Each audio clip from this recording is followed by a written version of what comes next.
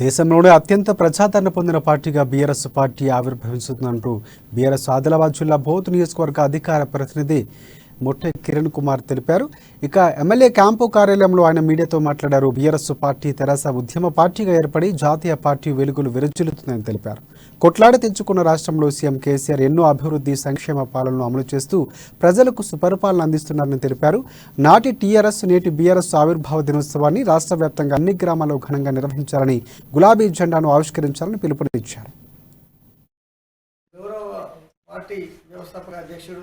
గౌరవనీయులు తెలంగాణ రాష్ట్ర ముఖ్యమంత్రి కేసీఆర్ గారు, party working president Kalvakuntla Taraka Ramarao గారి ఆదేశాలు మరియు బోర్డు శాసనసభ్యుల ఆదేశాల మేరకు ఈ నెల 25వ తారీఖున పార్టీ ఆవిర్భావ దినోత్సవాన్ని పురస్కరించుకొని ఊళ్ళో గ్రామాల్లో పల్లెల్లో తాండాల్లో గూడాల్లో ప్రతి ఊర్లో కూడా బీఆర్ఎస్ పార్టీ జెండా ఆవిష్కరించాలనే ఉద్దేశం.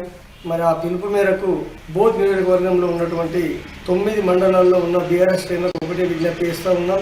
ప్రతి గ్రామంలో కూడా బీఆర్ఎస్ పార్టీ జెండా గద్దె నిర్మించి ఒక ఎత్తుగా ఉండేటటువంటి ఒక జెండాను ఏర్పాటు చేసుకొని మరి ఆ రోజు ఉదయం ప్రతి గ్రామంలో కూడా గులాబీ పతాకం రెపరెపలాడే విధంగా